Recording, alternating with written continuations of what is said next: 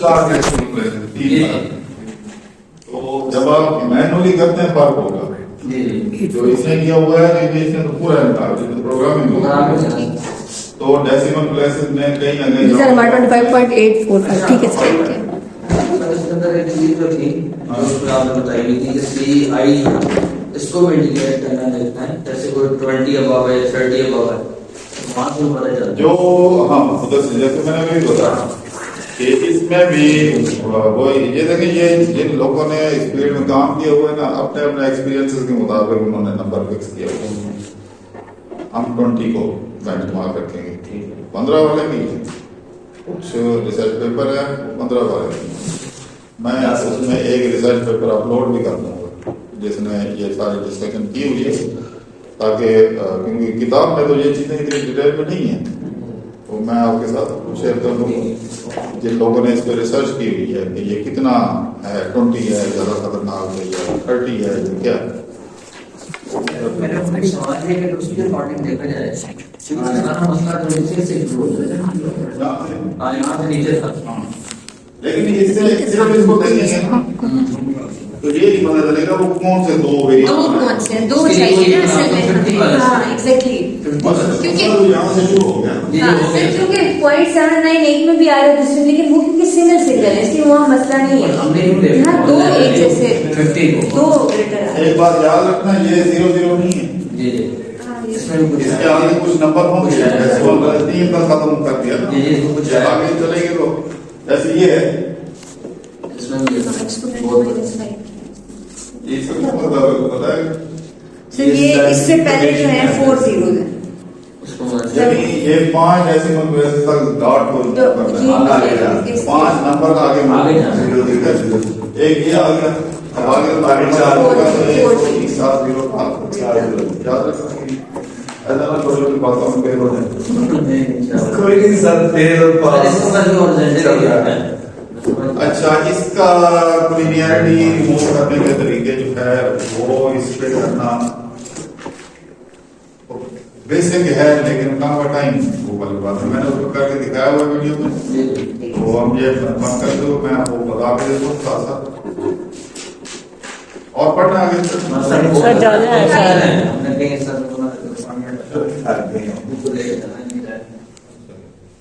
Time भी हो गया सर, वैसे 3 मिनट है, छोटी सी करंट अफेयर की बात।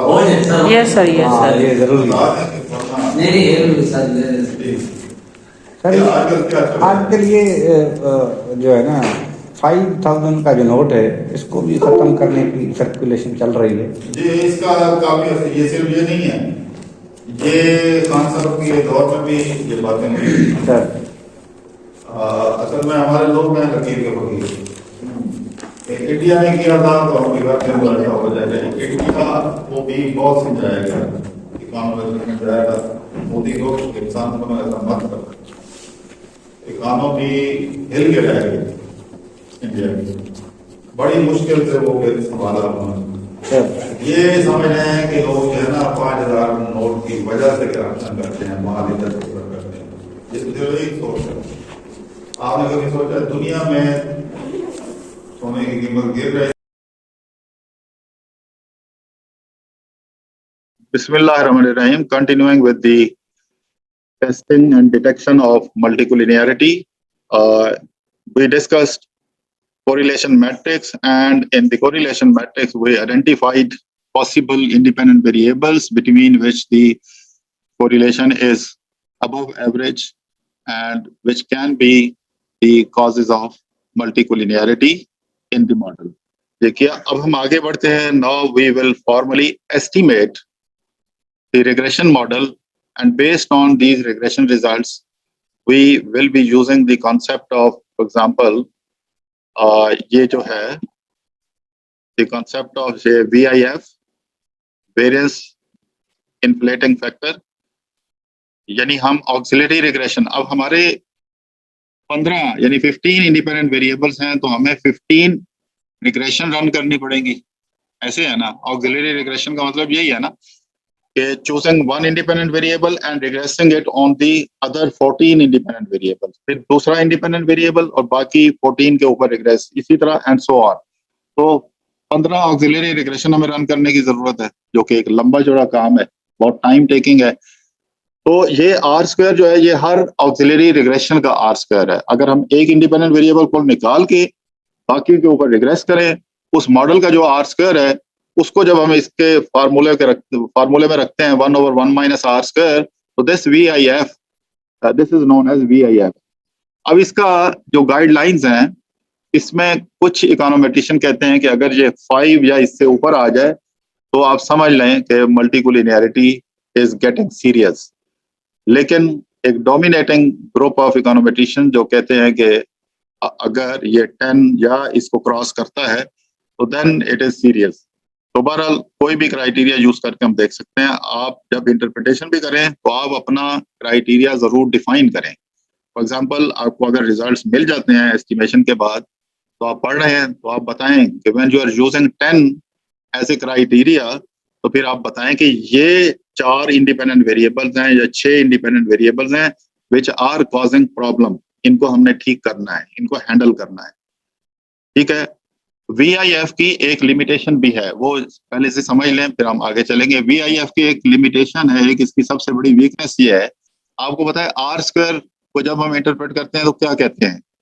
हम कहते हैं फॉर एग्जांपल आर स्क्वायर अगर 0.8 है तो हम कहते हैं 80% of the variation in the dependent variable is due to all independent variables included in the model. तो इसका मतलब ये है कि ये जो VIF निकलेगा ये आर स्क्वायर बेस्ड है और उस आर स्क्वायर के अंदर किसी एक इंडिपेंडेंट वेरिएबल का कंट्रीब्यूशन नहीं है, बहुत सारे इंडिपेंडेंट वेरिएबल्स का कंट्रीब्यूशन है। इसकी एक लिमिटेशन है, अगर आपसे पूछी जाती है तो आप बता सकते हैं। तो इसलिए फिर इससे बेहतर मेथड क्या हो सकता है? इससे बेहतर मेथड हमारे पास ये है आइजन वैल्यू कंडीशनल इंडेक्स। ये कंडीशनल इंडेक्स, ये दरअसल ये जो चीजें हैं ये एसोसिएटेड हैं विद फैक्टर एनालिसिस।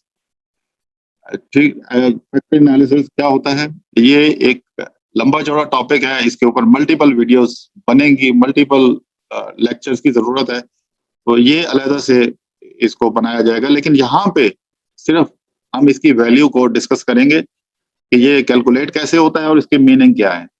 तो इसमें भी 2 ग्रुप ऑफ इकोनोमेट्रिशियंस हैं। कुछ कहते हैं कि व्हेन कंडीशनल इंडेक्स की वैल्यू 10 से बढ़ना शुरू हो जाए तो आप समझ लें कि मॉडरेट लेवल की मल्टीकोलिनियरिटी है। इफ इट कंटिन्यूज इंक्रीजिंग और 20 को क्रॉस करके 30 पहुंच जाता है या उससे भी ज्यादा, देन इट इज सीरियस। तो बहरहाल हम कोई भी हो, हम इसको इन सारी चीजों को निकालते कैसे हैं? वैसे तो फैक्टर एनालिसिस से ये सारी चीजें निकलती हैं, लेकिन इसका as a part of the package SPSS में जब हम रिग्रेशन एस्टिमेट करते हैं तो उससे निकल आती हैं और आपको वो समझना आसान है। मसलन मैं आपके साथ अभी करके दिखाऊंगा। ये हमारे पास कोई डाटा सेट है और इसको एनालाइज के बाद हम जाएंगे रिग्रेशन में लीनियर, और लीनियर में आवर्स जो है हमारा डिपेंडेंट वेरिएबल, ये मैरिड वुमेन के वर्किंग आवर्स हैं, और बाकी all other independent variables shifted here. अब स्टैटिस्टिक्स में आपने ख्याल करना है, because we are discussing multicollinearity, so we must select this collinearity diagnostics। अब इस मल्टीकोलिनियरिटी डायग्नोस्टिक्स में VIF भी होगा, कंडीशनल इंडेक्स भी होगा, सारी चीजें होंगी। इससे हमें पता चल जाएगा। आर स्क्वायर चेंज की हमें जरूरत नहीं है। डिस्क्रिप्टिव स्टैट्स अगर आपकी चॉइस से करना चाहें ठीक है, कॉन्फिडेंस इंटरवल देखना चाहें ठीक है, लेकिन हमारा मेजर फोकस कोलिनियरिटी डायग्नोसिस के ऊपर है। अब ये आपको, तो जब आप कोई पेपर पढ़ रहे होंगे तो उसमें तो रिजल्ट्स होंगे ना, तो आपको वो रिजल्ट्स कैसे, वैसे तो निकालने का तरीका भी, फॉर्मूला जैसे मैंने दिखाया है, निकालने का तरीका भी आना चाहिए, लेकिन अगर रिजल्ट्स गिवन है और उनको इंटरप्रेट करना है तो कैसे करेंगे? ओके, ये रिजल्ट्स आ गए हमारे पास। कोरिलेशन ऑलरेडी डिस्कस कर चुके हैं, तो इसलिए हमने एक्सेल में कर लिया, क्योंकि इसका टेबल जो है बड़ा लंबा चौड़ा होता है, उसको कंट्रोल करना बड़ा मुश्किल है, इसलिए हमने नहीं किया। उसके बाद ये इंफॉर्मेशन है कि कितने वेरिएबल्स इसमें इंक्लूडेड हैं। तकरीबन 15 इंडिपेंडेंट वेरिएबल्स इंक्लूडेड हैं। इसमें आर स्क्वायर बिल्कुल उसी तरह, ये ऑलरेडी हम डिस्कस कर चुके हैं कि इसका क्या मतलब होता है। फॉर एग्जांपल यहाँ पे 65.9% of the variation in working hours of married women are explained by the 15 independent variables, जो कि जिनका सोशियो इकोनॉमिक फैक्टर्स हम कह सकते हैं. So they are actually contributing, those 15 variables are contributing how much? 65.9% variation in the working hours of the married woman. बाकी ये R वगैरह ये coefficients उसी तरह आमतौर पे जिस तरह करते हैं, लेकिन इसमें ये VIF है. ये VIF का टेबल है, ये देखें. ये क्योंकि प्रोग्रामिंग की हुई है SPSS के अंदर, तो उसने ये जितने इंडिपेंडेंट वेरिएबल्स हैं उतनी ऑक्सिलरी रिग्रेशन रन करने के बाद ये उनका जो R स्क्वायर था उसको इनकॉर्पोरेट करके ये VIF निकाला गया है. तो अगर आपने वापस R स्क्वायर निकालना हो, फॉर एग्जांपल अगर मैं ये कहूं कि मुझे ये kids between the age of kids below 6 को रिग्रेस करें बाकी वेरिएबल्स पे और मुझे बताएं कि इसका R स्क्वायर क्या होगा, और ये टेबल गिवन हो, तो आप रिग्रेशन नहीं रन करेंगे, आप जाएंगे VIF पे और इस फार्मूले में इसकी वैल्यू पुट करेंगे VIF की यहाँ पे, और इसमें R स्क्वायर की वैल्यू आसानी से निकाल सकते हैं. यहाँ पे वैल्यू पुट करके, फॉर एग्जांपल अगर VIF की वैल्यू है आपकी यहाँ पे ये 6.2 है, तो ये इधर 6.2 लिख के R स्क्वायर के लिए सॉल्व करेंगे, तो आप बताएंगे कि अगर आप ये जो मार्जिनल टैक्स रेट को रिग्रेस करें बाकी 14 वेरिएबल्स पे, तो उसका R स्क्वायर इतना निकलेगा जो मैंने अभी बताया उसमें पुट करके. ठीक हो गया. तो इससे पता चल रहा है कि अगर हम 5 का क्राइटेरिया यूज करें तो हमारे लिए जो प्रॉब्लमेटिक जो इंडिपेंडेंट वेरिएबल्स हैं वो कौन कौन से आ रहे हैं. एक फैमिली इनकम और दूसरा मार्जिनल टैक्स रेट MTR. ये 2 वेरिएबल्स आइडेंटिफाई हो रहे हैं. तो इनको हमने ट्रीट करना होगा ठीक करने के लिए मल्टीकोलिनियरिटी को. या इनका फर्स्ट डिफरेंस लेंगे, या इनको ड्रॉप करेंगे, या इनकी लॉग वैल्यू लेंगे, या किसी और तरीके से ट्रांसफॉर्मेशन करके इनका हमें ट्रीटमेंट करना पड़ेगा, वरना ये मल्टीकोलिनियरिटी रिमूव नहीं होगी. इसके बाद ये एक कंप्लीट टेबल अलग से आता है कोलिनियरिटी डायग्नोस्टिक्स. ये हमें बहुत सारी इंफॉर्मेशन दे रहा है. बस कंडीशनल इंडेक्स में आप देखें, ये मैंने बताया था ना कि आपको VIF आमतौर पे रिलायबल स्टेटिस्टिक नहीं है. उसकी वजह क्या है कि उसके अंदर तमाम इंडिपेंडेंट वेरिएबल्स का कंट्रीब्यूशन होता है R स्क्वायर में. लेकिन यहाँ पे आप देखें कि यहाँ पे बहुत सारे वेरिएबल्स आइडेंटिफाई हो रहे हैं जो मल्टीकोलिनियरिटी कॉज कर रहे हैं. फॉर एग्जांपल ये वेरिएबल नंबर 16, 15, ये सारे 30 से अबव हैं, और अगर इसको भी इंक्लूड करें ये 12 पे है, ये 20 से अबव है. ठीक है. और ये आइजन वैल्यू जिसको लिखा है, आइजन वैल्यू असल में वेरिएंस है. ये वेरिएंस क्या बता रहा है कि किसी एक डायमेंशन या किसी एक फैक्टर को, मसलन फैक्टर नंबर 1 को एक्सप्लेन करने में, यानी इसकी वेरिएशन में बाकी इंडिपेंडेंट वेरिएबल्स का कितना कंट्रीब्यूशन है, वो आप यहाँ से ऐसे हॉरिजॉन्टली जाएंगे. मसलन एज का कंट्रीब्यूशन ये कोई बहुत ही माइनर सा है, एजुकेशन का बहुत माइनर सा है, लेकिन इसमें कोई ज्यादा कंट्रीब्यूशन नहीं है बाकी वेरिएबल्स का, तो इसलिए हमारे लिए ये इतना प्रॉब्लमेटिक नहीं है. लेकिन अगर आप नीचे जाए, मसलन अगर आप ये 12 नंबर जो फैक्टर है, 12 नंबर फैक्टर की वेरिएशन को एक्सप्लेन करने में ये 10% कंट्रीब्यूशन इस वेरिएबल का है, यानी kids below 16, 2% contribution kids age between 6 and 18, और इसी तरह ये 54% कंट्रीब्यूशन है ये हस्बैंड आवर्स ऑफ वर्क. इसी तरह 53% कंट्रीब्यूशन है हस्बैंड वेज. ये मैं कैसे पढ़ रहा हूँ, मैं यहाँ पे रुक के इसको वर्टिकल से देखता हूँ. 0.53. इसका क्या मतलब होता है, ये जो अगर आप वर्टिकल पढ़ें तो ये हमें बताता है कि ये जो एक वेरिएबल है, फॉर एग्जांपल ये जो हस्बैंड एज का वेरिएबल है, ये इन फैक्टर्स में इसका कितना कितना कंट्रीब्यूशन है, इसकी वेरिएशन में कितना कितना कंट्रीब्यूशन है, वो परसेंटेज यहाँ पे होती है. लेकिन हमने ज्यादातर ये आइजन वैल्यू को और कंडीशनल इंडेक्स को देखना होता है. अगर कंडीशनल इंडेक्स का कॉलम उड़ा दिया जाए तो आपको ये मैनुअली कैलकुलेट करना आना चाहिए. इसका तरीका सीख लें. मैंने यहाँ से इसको कॉपी किया, इसको मैं ले जाता हूँ एक्सेल में, और आपने एक्सेल लैब सुना होगा, एक्सेल लैब जो है बाहर रोड पे, तो ये लैब में ही चला गया, आप जो समझ लें, कंट्रोल वी किया हमने। अब देखिए ये कंडीशनल इंडेक्स निकला कैसे है, यहाँ पे मैं निकालूंगा। ये है इक्वल टू, ये जो आइजन वैल्यू है दिस वन, इसको हम रखते हैं फिक्स, F4 प्रेस करके, डिवाइडेड बाय ये जो नीचे वाला है, ये मैंने एंटर कर दिया, इसको मैंने ड्रैग किया, ड्रैग करने के बाद यहाँ पे इसका स्क्वायर रूट ले लिया मैंने। ठीक किया है या नहीं? अच्छा, SQRT ऑफ दिस, उसके बाद ये मैंने निकाल दी। ये वही चीज, ये 123, आप ये बाकी चीजें जो है ये रेलेवेंट नहीं है, मैं इनको डिलीट कर देता हूँ। ये भी मेरे लिए रेलेवेंट नहीं है, इसको भी हम डिलीट कर देते हैं। तो ये यहाँ पे आप देख सकते हैं कि ये जो यहाँ पे ये कंडीशनल इंडेक्स निकला हुआ है, ये CI, ये मैंने यहाँ से निकाला है, यानी इसको मैं बोल्ड कर देता हूँ ताकि हमें ये आपको ये कंपेयर करने में, कंट्रोल B, और ये कंडीशनल इंडेक्स यहाँ से लेकर, पहले का मैंने नहीं निकाला, वो तो 1 ही आएगा, कंट्रोल B, पहला का मैंने नहीं निकाला, बाकियों का निकाला है, इसलिए ये हमारा एक सेल जो है यहाँ से एक वेकेट हो गया, क्योंकि मैंने फर्स्ट का नहीं निकाला, वो तो 1 ही आएगा, उसी पे डिवाइड होना है, उसी का स्क्वायर रूट होना है। और ये फार्मूला क्या है, ये फार्मूला आपको दिखा देता हूँ।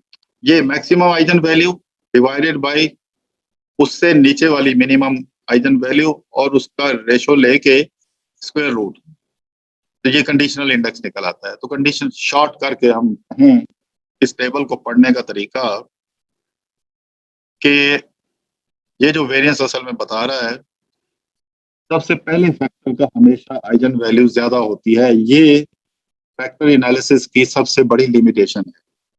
फिर उसके बाद और सो ऑन, आप देखें ये कम हो रहा है, लेकिन जिनकी ये वैल्यू कम हो रही है वहां कंडीशनल इंडेक्स आप देखें ये बढ़ रहा है, तो ये इसमें मल्टीकोलिनियरिटी की प्रेजेंस इंडिकेट हो रही है। तो हमारे पास ये तकरीबन, अगर हम इसको भी राउंड ऑफ करके 30 समझ लें, तो 1 2 3 4 वेरिएबल ऐसे हैं जो मल्टीकोलिनियरिटी कॉज कर सकते हैं, प्रॉब्लमेटिक हो सकते हैं। ठीक है, अभी इसको दूर करने का तरीका क्या है? इसको दूर करने का तरीका बहुत आसान है। ये देखें, मैं उसी SPSS में जाके इसी को एनालाइज के बाद यहाँ पे ये है डायमेंशन रिडक्शन, इसमें ये डायमेंशन रिडक्शन, तो ये फैक्टर एनालिसिस में हम जाते हैं और इसमें ये तमाम वेरिएबल्स जो हमारे हैं इनको हम इधर लेके आते हैं और इसके डिस्क्रिप्टिव और एक्सट्रैक्शन वगैरह, ये बात की बात है, ये आपके इसमें सिलेबस का हिस्सा नहीं है, just to give you an idea. यहाँ आप बात समझा सकते हैं कि कितने ये ऑटोमेटिकली ये हम कर क्या रहे हैं, ये प्रिंसिपल कंपोनेंट एनालिसिस होता है जिससे आपके जो स्ट्रांगली कोलिनियर वेरिएबल्स होते हैं वो नॉन कोलिनियर में कन्वर्ट हो जाते हैं, strongly collinear variables non collinear में कन्वर्ट हो जाते हैं, और जो रिजल्ट्स आपके पास आते हैं उसको आप आइजन वैल्यू बेस्ड प्लॉट भी हम बना के देख सकते हैं। तो ये रिजल्ट्स हमारे आते हैं, ये यहाँ से हमें पता चलता है कि ये जो एकदम जो ड्रॉप हो रहा है, यानी कम से कम 4 इंडिपेंडेंट वेरिएबल ऐसे हो सकते हैं, अगर हम उनको या निकाल दें या ट्रीट कर दें तो मल्टीकोलिनियरिटी खत्म हो जाएगी। अच्छा, वो क्या हो सकते हैं? Again we refer back to the correlation matrix, यहाँ से पता चल जाता है वो यहाँ से पता चल जाता है। मिसाल के तौर पे आप देखें, ये जो हाईलाइटेड हैं ये यहाँ से पता चल जाता है, या फिर वो स्क्री प्लॉट से जाके पता चलता है। तो मेरा ख्याल है कि हम we have done it. Thank you very ये जब आपने स्टूडेंट की हम हमारा तो दिल्ली तो बच्चे हैं जो भी स्टूडेंट है वो बच्चे तो वो उसने ये अभी रिसेंटली प्रपोजल डिफेंस किया है इसी एरिया में सस्टेनेबल फाइनेंस में यही क्लाइंट एरिया में सारा तो यही उसको मैंने सारा बताया इसी तरह वो मेरे जहन में था उन दिनों उसके रिसर्च प्रपोजल डिफेंस ही तो इसलिए मैंने कहा कि आपको भी अगर टेस्ट करवा दें नहीं तो मेरा तो है लेकिन मैं चाहती हूँ कोई अगर एरिया क्योंकि अभी तो बहुत इतना सस्टेनेबल फाइनेंस के ऊपर आप सर्च कर रहे हैं आपको लेटेस्ट आर्टिकल तो मिलते हैं उसमें बड़ी वैरायटी हमारे जो है ना मोदी पटल वो भी इस पे काम करते रहते हैं कभी काम हाँ तो उन्हीं के साथ सुपरवाइजर उनसे ही मैंने पूछा था उन्होंने कहा मैं कर रहा हूँ काम फिर मैंने कहा मैं हाँ वो अभी इधर वही कर रहे हैं सब काम है तो इसलिए वो आप नहीं होनी चाहिए कि सुपरवाइजर ये है अगर आप सुपरवाइजर खुद करना चाहेंगे तो उससे अच्छी बात और क्या है नहीं मसला हो रहा है बैठ जाएंगे तो सुपरवाइजर साहब भी रखना चाहते हैं उनके सामने ताकि वो भी समझ ठीक है थैंक यू सो मच मेरे दूसरे काम होते हैं ये घास काटने से पड़ता है सर वो तो नेक्स्ट स्टेप है ना पहला स्टेप तो ये पास करना है हाँ ना सर ये भी तो है ना कंप्रिहेंसिव भी है हाँ ना ये इसमें ज्यादा करके हो जाएगा ना लेकिन बनकर तो वीडियो ना उससे काफी फायदा अच्छा। है कर उसको देखिएगा ये ग्राफिकल है ये मैं बताया था कि ये इंडिकेटर है एट्रोफी ये नॉर्मल वैल्यू नहीं बनता इसलिए ये सांप जो है ये अपनी जगह पे नहीं है सांप कभी किसी तरह नहीं चलता ये एट्रोफी से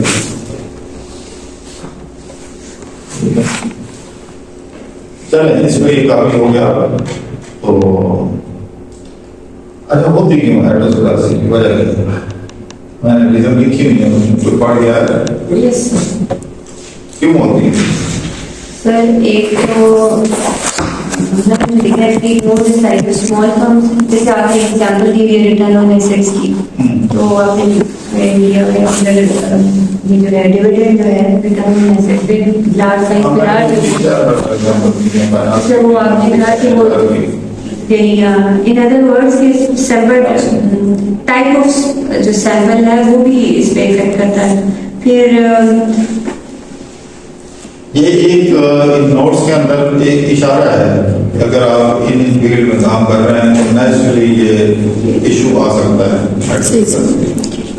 तो दूसरा आउटलायर्स था सर आउटलायर मेजर सोर्स है सर और omitted variables relevant variable are not included sir गलती जैसे आप जो है ना कुछ टीचर कोई सुपरवाइजर ना जज्बाती ये मसला करे बढ़ा निकालो तो जब हम निकालेंगे तो और मसाइल खड़े होंगे और सर दूसरा था data distribution is not normally distributed sir then most में था कि positive distribute है या negative मैनेजमेंट स्टाइल डिफरेंट होते हैं पॉलिसी डिफरेंट होती है थिंकिंग ऑर्गेनाइजेशन की फॉर्म की एक जैसे नहीं होती आप फॉर्म लोगों के रवैये एक जैसे नहीं होते ये नेचुरल हेटेरोसिडासिटी तो नेचुरल फिनोमेना है तो किसी भी डाटा में आ सकती है या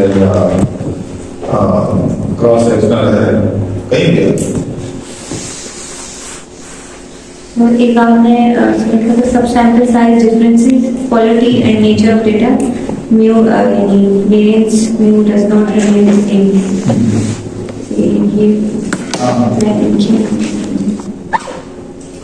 वैसे भी एक टाइपिंग भी अगर आप सीखना स्टार्ट करते हैं तो स्टार्ट में आप बहुत ज़्यादा गलती करते हैं पैट सीखते हैं बहुत ज़्यादा गलती करते हैं तो वो वेरिएशन जो है वेरिएंस जो है वो कांस्टेंट नहीं इसलिए मैनेजमेंट स्टाइल हर फर्म का अपना है so you are using the data of different firms or there is obviously different management style once you have channel, you constant. Sir इससे एक चीज जो है मेरे जहन में आ रही है, ये ड्राइविंग हो गई या साइकिलिंग हो गई या हॉर्स राइडिंग हो गई, जो भी है, वो जब हम सीखते हैं गलतियाँ करते हैं, लेकिन जब हमें ये जहन में आ जाता है कि मैं फुल सीख गया, फिर हम बहुत बड़ी गलती कर लेते हैं। इससे आप एग्री करते हैं?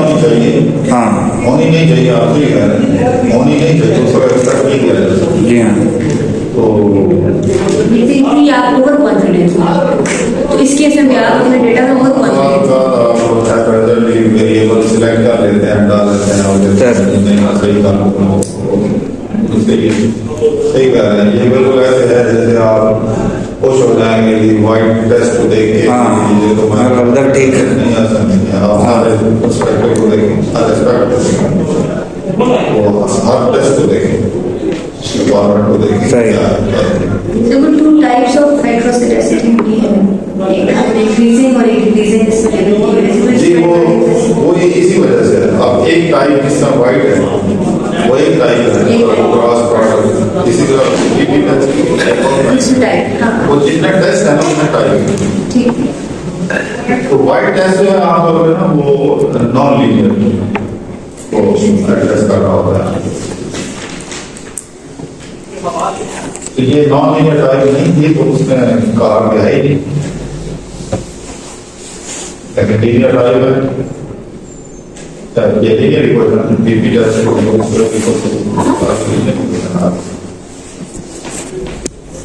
ठीक है। सर जितना हम कह रहे हैं कि आप तभी ये बात हो रही है कि अगर हम लोग वर्ड काउंट लेवल पूरा हो सके तो हमारे काफी ऐसे टेस्ट हम अप्लाई कर सकते हैं अपनी रिसर्च के ऊपर। सर कुछ ऐसे टेस्ट हैं जो स्पेसिफिकली हैं कि सिर्फ सर्वे पे ही अप्लाई होंगे या ये सिर्फ क्वांटिटेटिव डेटा पे होंगे या क्वालिटेटिव डेटा पे होंगे? सही सवाल है। लेकिन when you are using survey data there are certain pre-tests before you apply any econometric, advanced econometric testing. What are those tests about? Number one, descriptive stats, frequency distribution, in order to understand the nature of the data, how this data is distributed, and depending upon the distribution, you will have to decide. इसी तरह आप factor analysis करते हैं। Factor analysis is a solution before applying, before choosing any advanced econometric, advanced statistical method. मसला ये होता है कि HR और मार्केटिंग लोग अक्सर उनकी मिसअंडरस्टैंडिंग ये है कि they have done complete analysis once they have applied, for example, factor analysis. ठीक है सर। फैक्टर एनालिसिस है क्या? फैक्टर एनालिसिस ये है converting highly collinear items to non-collinear variables या dimensions. Once you have converted highly collinear items to non-collinear dimensions, यानी एक ऐसी शक्ल में आपको लेके आना है जैसे स्केल किया है, तो नेचुरली ये 1 to 5 की तरफ काम है जी सर बिल्कुल। हर एक का वो रिस्पॉन्स फ्लो में वो एक ही साथ मूव कर रहे हैं। इसको कोलिनियरिटी कहते हैं, रिलेशनशिप बिल्ड कर लेते हैं। जी सर हम लोगों ने लीनियर किया भी पैसे भी किया। बेसिकली हम जब हम फैक्टर एनालिसिस करते हैं उसका पर्पस यही होता है, इसको फैक्टर एनालिसिस को रिडक्शन ऑफ डायमेंशन टेक्निक कहते हैं। ठीक है सर। आपने एक वेरिएबल का नाम लिखा है, उसके आपने 15 सवाल पूछे हैं, 10 पूछ रहे हैं, 7 पूछ रहे हैं। These number of questions are known as number of dimensions. बिल्कुल ऐसा भी ठीक है सर। फैक्टर एनालिसिस का मतलब ये होता है कि ये जो 7 डायमेंशन है ज़ाहिर है मतलब दो एक तरफ है कोई सवाल की स्टेटमेंट मिलती जुलती है तो आंसर भी तो मिलेंगे। बिल्कुल। तो जब आंसर मिलेंगे तो वो आपका जो फ्रॉम डायग्राम पर इसको आप कहते हैं बड़ा मशहूर चार लोग बेचारे वो निकाल के बड़े खुश हो आगे मारते हैं 70% आगे जैसे एक चीज है फ्लो उसका 1 से 5 1 से 5 1 से 5 एक नेचुरल कोरिलेशन आएगा और answer similar based on that correlation. ठीक है सर। अंदर फॉर्मूला पे को भी लिखा है और कोवेरिएंस कोरिलेशन और पढ़े so basically if you cannot apply advanced statistical method because there will be very strong collinearity. In order to remove the collinearity, you first apply which reduces the dimension. Now statement है तो club होके वो आपका 3-4 रह जाएंगे। Sir इसी correlation अगर 80% से ज्यादा है तो कहते हैं यहाँ मल्टीकोलिनरिटी है। ये आपने लिखा है। हाँ। तो उसको जब आप रिड्यूस कर लेते हैं after the reduction of dimension the scope of advance statistical method starts और वहां वो एचआर को थीसिस खत्म कर लेते हैं कहते हैं नहीं बस ये नहीं है तो है तो सॉरी ऐसा नहीं हाँ जी तो आप थीसिस क्या प्रूव कर रहे हैं थीसिस और प्रूव ही नहीं किया थीसिस तो आपने बड़ी बड़ी थ्योरीज के नाम लिखे हुए हैं थ्योरीज के अंदर वेरिएबल्स हैं आपको रिलेशन करके हम बात खत्म कर देंगे कैसे आधी बात करके आप कहेंगे मेरा थीसिस हो गया नहीं ऐसा नहीं होगा रिड्यूस डायमेंशन रिडक्शन अभी कोलिनियरिटी हम करेंगे उसमें कुछ चीजें इसमें इंडिकेट होंगी मैं आपको दिखाता हूँ। तो बहरहाल वो ये बात की उसमें ये बात समझ पा रहा अब तो ये जो आप कह रहे थे कि सर्वे डाटा जब आता है के अंदर और डायमेंशन रिडक्शन करने के बाद फिर आप एडवांस स्टैटिस्टिकल ये बेसिक है ये बात है जबकि फाइनेंस वाले जो है तो अगर वो मोस्टली फाइनेंस सेकेंड होगा आज तक है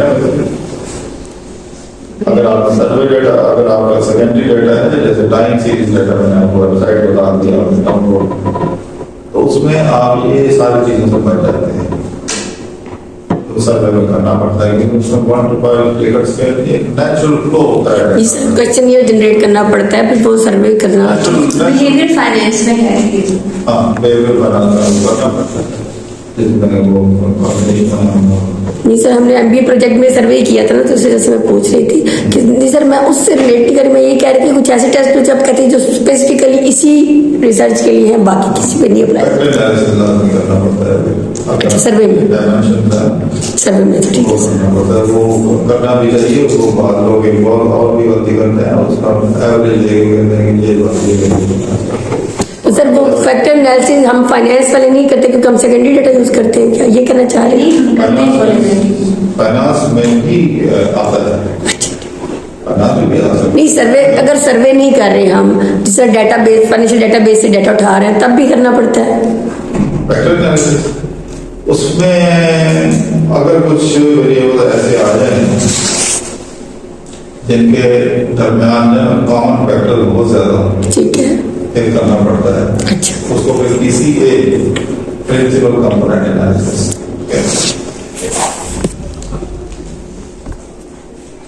वो करना पड़ जाता है।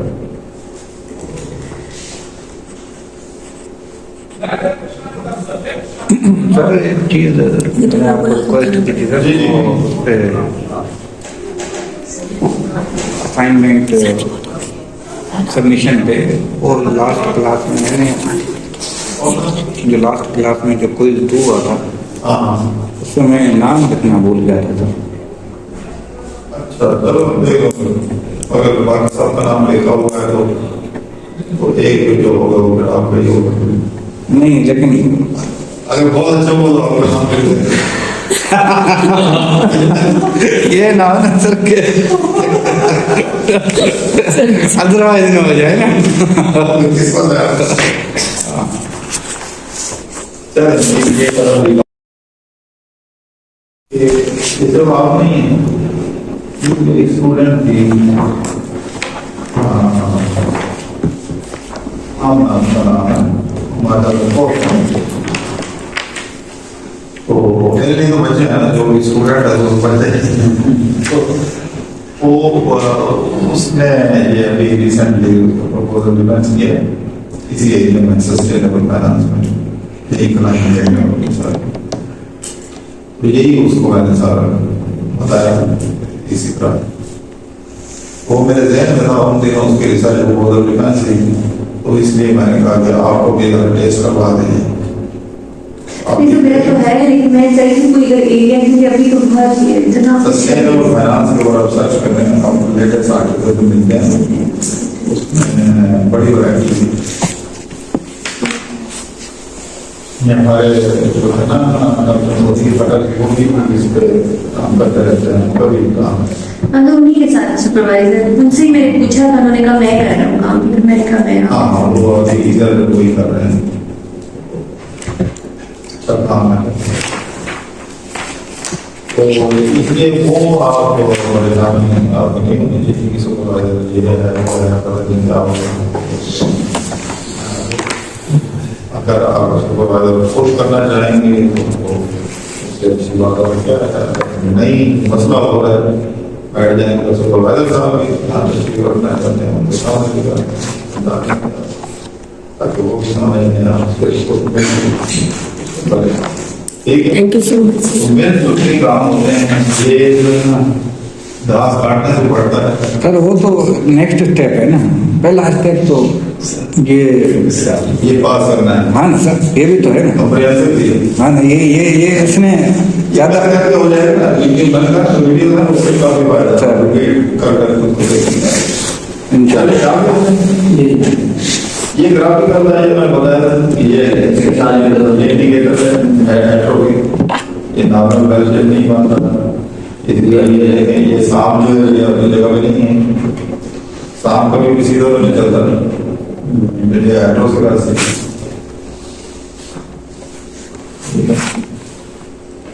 चले इसमें ये काफी हो गया। तो अच्छा होती क्यों एट्रोफी की वजह मैंने रीजन लिखी नहीं है, जो पढ़ गया है यस क्यों होती है। सर एक तो मतलब लिखा है कि no this like small firms, जैसे आपने एग्जांपल दी है रिटर्न ऑन एसेट्स की, तो आपने ये जो है डिविडेंड जो है रिटर्न ऑन एसेट्स पे लार्ज साइज पे लार्ज वो आपने कहा कि वो in other words separate type of जो सैंपल है वो भी इस पे इफेक्ट करता है। फिर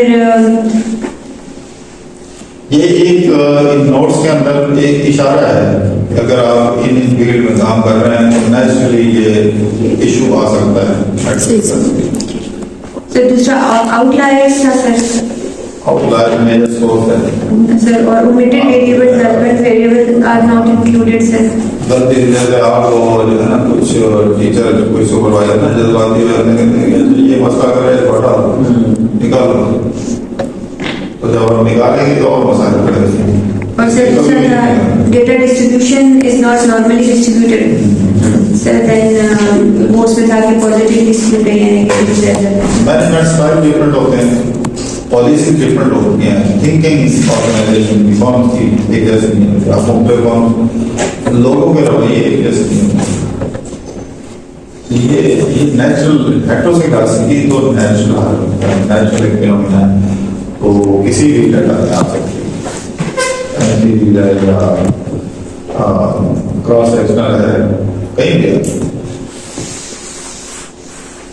और एक आपने सब sample size differences quality and nature of data mu यानी variance mu does not remain the same.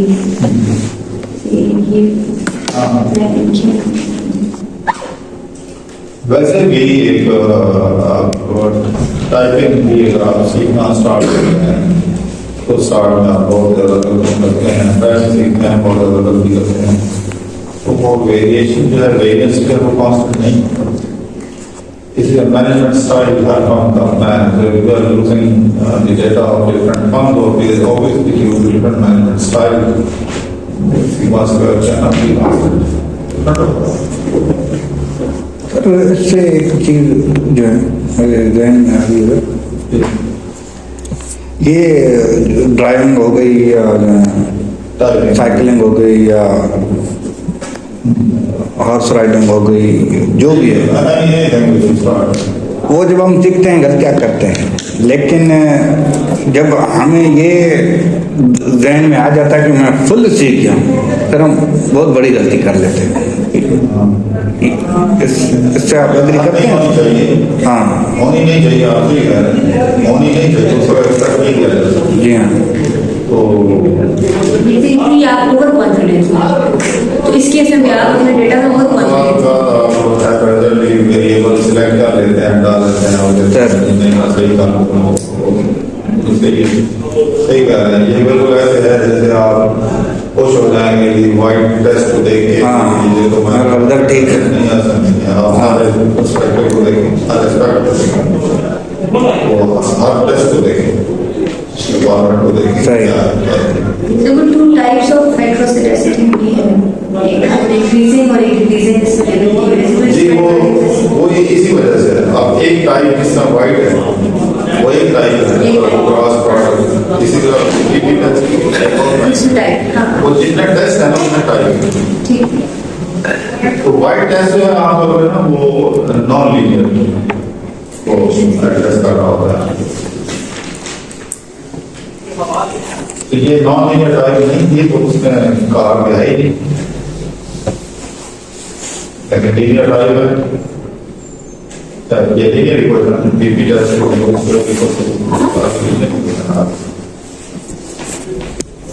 ठीक है। सर जिस तरह हम कह रहे हैं कि आप तो ये बात हो रही है कि अगर हम लोग वर्ड काउंट लेवल पूरा हो सके तो हमारे काफी ऐसे टेस्ट हम अप्लाई कर सकते हैं अपनी रिसर्च के ऊपर। सर कुछ ऐसे टेस्ट हैं जो स्पेसिफिकली है कि सिर्फ सर्वे पे ही अप्लाई होंगे या ये सिर्फ क्वांटिटेटिव डेटा पे होंगे या क्वालिटेटिव डेटा पे होंगे? सही सवाल है। देखिए when you are using survey data there are certain pre test before you apply any econometric, advanced econometric testing. What are those tests about? Number one, descriptive stats, frequency distribution, in order to understand the nature of the data, how this data is distributed, and depending upon the distribution, you will have to decide. Is it a factor analysis? याद रखें factor analysis is a solution before applying, before choosing any advanced econometric, advanced statistical method. मसला ये होता है कि HR और marketing लोग अक्सर उनकी मिसअंडरस्टैंडिंग ये है कि they have done complete analysis once they have applied, for example, factor analysis. ठीक है सर। Factor analysis है क्या? Factor analysis ये है converting highly collinear items to non-collinear variables या dimensions. Once you have converted highly collinear items to non-collinear dimensions, यानी कैसी शक्ल में आपको लेके आना है, जैसे स्केल किया है तो नेचुरली ये 1 to 5 की तरह काम है जी सर बिल्कुल। हर एक का वो रिस्पॉन्सेस फ्लो में वो एक ही साथ मूव कर रहे हैं, इसको कोलिनियरिटी कहते हैं, रिलेशनशिप बिल्ड कर लेते हैं। जी सर, जी सर हम लोगों ने डिनर किया भी पैसे भी किया। बेसिकली हम जब हम फैक्टर एनालिसिस करते हैं उसका पर्पस यही होता है, इसको फैक्टर एनालिसिस को रिडक्शन ऑफ डायमेंशन टेक्निक कहते हैं। ठीक है सर। आपने एक वेरिएबल का नाम लिखा है, उसके आपने 15 सवाल पूछे हैं, 10 पूछे हैं, 7 पूछे हैं। These number of questions are known as number of dimensions. बिल्कुल ऐसा ही ठीक है सर। फैक्टर एनालिसिस का मतलब ये होता है कि ये जो 7 डायमेंशन है, ज़ाहिर है मतलब वो एक तरफ है, कोई सवाल की स्टेटमेंट देती है तो आंसर भी तो मिलेंगे। बिल्कुल। जब आंसर मिलेंगे तो वो आपका जो फ्रॉम डायग्राम पर इसको आप कहते हैं बड़ा मशहूर निकाल के बड़े खुश हो आगे मारते हैं 70% आगे। जैसे एक चीज हाई फ्लो उसका 1 से 5, 1 से 5, 1 से 5, एक नेचुरल कोरिलेशन आएगा और answer similar based on that correlation. ठीक है सर। अगर फॉर्मूला पे कोरिलेशन आता है और कोवेरिएंस कोरिलेशन और पढ़ेंगे तो basically you cannot apply advanced statistical method because there will be very strong collinearity. In order to remove the collinearity, you first apply which reduces the dimension. Now statement है तो club होके वो अगर 3-4 रह जाएंगे। इसीलिए कोरिलेशन अगर 80% से ज्यादा है तो कहते हैं यहाँ मल्टीकोलिनरिटी है। ये आपने देखा तो उसको जब आप रिड्यूस कर लेते हैं after the reduction of dimension the scope of advance statistical method starts और वहां वो एचआर को थीसिस खत्म कर लेते हैं, कहते हैं नहीं बस ये नहीं है तो है तो सॉरी ऐसा नहीं। हाँ जी तो आप थीसिस क्या प्रूव कर रहे हैं? थीसिस और प्रूव ही नहीं किया। थीसिस तो आपने बड़ी बड़ी थ्योरीज के नाम लिखे हुए हैं, थ्योरीज के अंदर वेरिएबल्स हैं, आपको रिलेशन करके हम बात खत्म कर देंगे कैसे? आधी बात करके आप कहेंगे मेरा थीसिस हो गया, नहीं ऐसा नहीं होगा। रिड्यूस डायमेंशन रिडक्शन अभी कोलिनियरिटी हम करेंगे, उसमें कुछ चीजें इसमें इंडिकेट होंगी, मैं आपको दिखाता हूँ। तो बहरहाल वो ये बात की उसमें ये बात हमने निकाला। अब तो ये जो आप कह रहे थे कि ये सर्वे डाटा जब आता है के अंदर और डेटा करने के बाद फिर आप एडवांस स्टैटिस्टिकल कर पाते हैं। ये बेसिक है, ये बात है। जबकि फाइनेंस वाले जो हैं तो अगर वो मोस्टली फाइनेंस सेकेंड आज तक है। अगर आप सर्वे डेटा अगर आपका सेकेंडरी डेटा है जैसे टाइम सीरीज डेटा मैंने आपको वेबसाइट बता दिया डाउनलोड, तो उसमें आप ये सारी चीजें सब बच जाते हैं। तो सर्वे में करना पड़ता है कि उसमें क्वांटिफाइड क्लिकर्स के एक नेचुरल फ्लो होता है। इस क्वेश्चन ये जनरेट करना पड़ता है फिर वो सर्वे करना। बिहेवियर फाइनेंस में है ये। हाँ बिहेवियर फाइनेंस करना पड़ता है जिसमें वो नहीं सर, हमने एमबीए प्रोजेक्ट में सर्वे किया था ना, तो इस वजह से मैं पूछ रही थी कि नहीं सर मैं उससे रिलेट कर मैं ये कह रही थी कुछ ऐसे टेस्ट तो जब कहते हैं जो स्पेसिफिकली इसी रिसर्च के लिए हैं, बाकी किसी पे नहीं अप्लाई सर्वे में ठीक है वो करना भी चाहिए। उसको बाद लोग इन्वॉल्व और भी गलती करते हैं, उसका एवरेज तो सर वो फैक्टर एनालिसिस हम फाइनेंस वाले नहीं करते क्योंकि हम सेकेंडरी डेटा यूज करते हैं, क्या ये करना चाह रहे हैं? फाइनेंस में भी आता है, नहीं सर्वे अगर सर्वे नहीं कर रहे हम जैसे डेटाबेस फाइनेंशियल डेटाबेस से डेटा उठा रहे हैं तब भी करना पड़ता है। फैक्टर एनालिसिस उसमें अगर कुछ वेरिएबल ऐसे आ जाए जिनके दरमियान कॉमन फैक्टर बहुत ज्यादा ठीक है फिर करना पड़ता है। अच्छा उसको फिर किसी के प्रिंसिपल कंपोनेंट एनालिसिस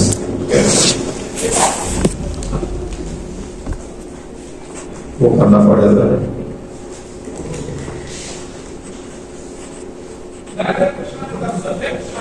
सर एक चीज रिक्वेस्ट की थी सर, असाइनमेंट सबमिशन पे और लास्ट क्लास में मैंने जो लास्ट क्लास में जो क्विज 2 हुआ था उसमें मैं नाम लिखना भूल गया था। अच्छा चलो देखो, अगर बाकी सबका नाम लिखा हुआ है तो तो एक जो होगा वो फिर आपका ही होगा। नहीं लेकिन अगर बहुत अच्छा हुआ तो आपका नाम फिर देंगे। ये ना हो ना सर के अदरवाइज ना हो जाए ना। किस्मत है। चलो ये